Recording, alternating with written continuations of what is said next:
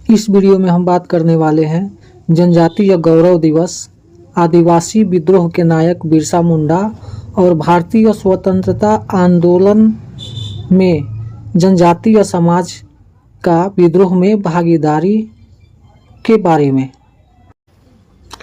भारत सरकार के केंद्रीय मंत्रिमंडल द्वारा 10 नवंबर 2021 को आयोजित बैठक में आदिवासी स्वतंत्रता सेनानियों के योगदान को याद करने के लिए बिरसा मुंडा की जयंती 15 नवंबर को जनजातीय गौरव दिवस के रूप में घोषित किया गया।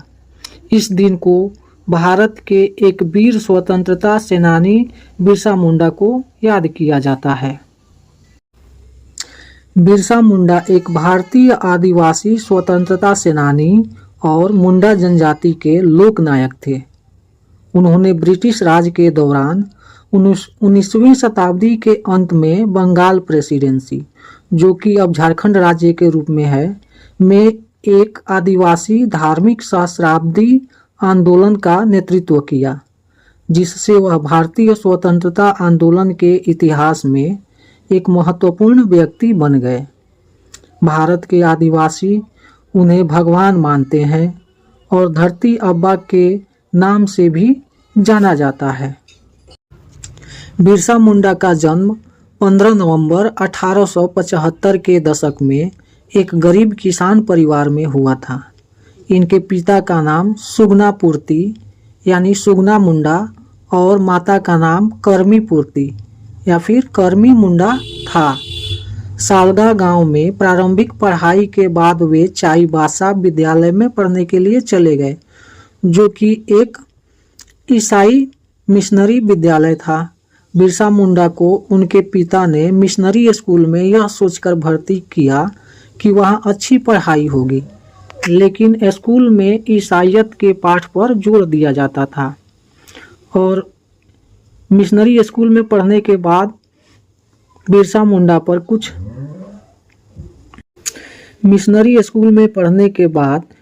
मुंडा पर इसका बहुत बड़ा प्रभाव पड़ा। वे शुरू में तो ईसाई धर्म को मानने लगे और बढ़ावा देने लगे, लेकिन बाद में इसका पुरजोर विरोध किया। आदिवासी विद्रोह के नायक के रूप में बिरसा मुंडा को क्यों जाना जाता है? 19वीं शताब्दी के अंत में अंग्रेजों ने कुटिल नीति अपनाकर आदिवासियों को लगातार जल, जंगल, जमीन और उनके प्राकृतिक संसाधनों से बेदखल करने लगे। हालांकि आदिवासी विद्रोह करते थे, लेकिन संख्या बल में कम होने एवं आधुनिक हथियारों की अनुपलब्धता के कारण उनके विद्रोह को कुछ ही दिनों में दबा दिया जाता था।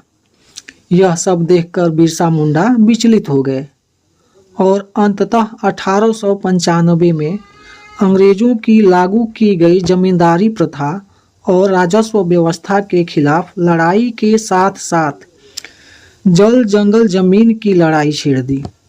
यह मात्र विद्रोह नहीं था, यह आदिवासी अस्मिता, स्वायत्तता और संस्कृति को बचाने के लिए संग्राम था।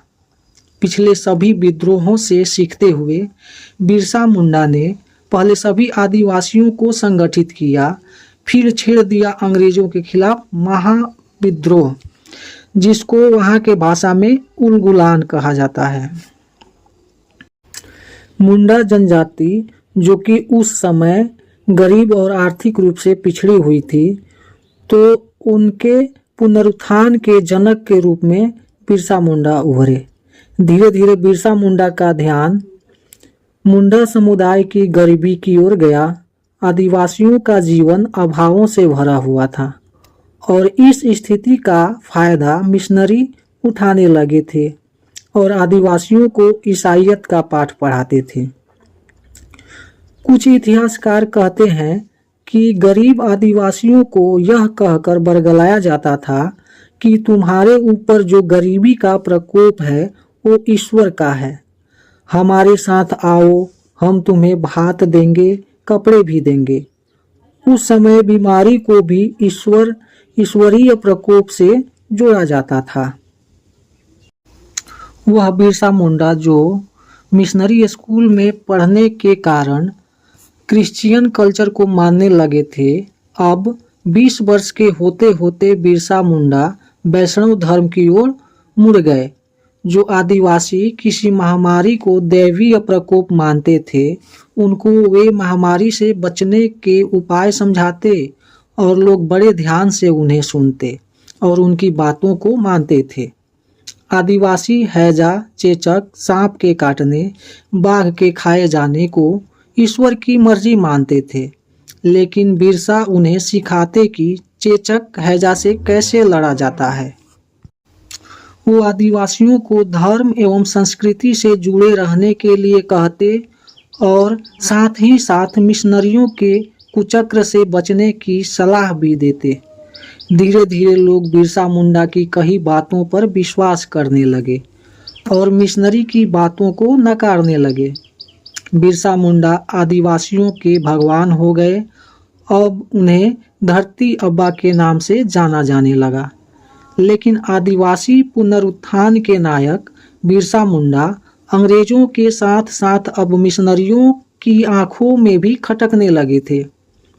अंग्रेजों एवं मिशनरियों को अपने मकसद में बिरसा मुंडा सबसे बड़े बाधक लगने लगे।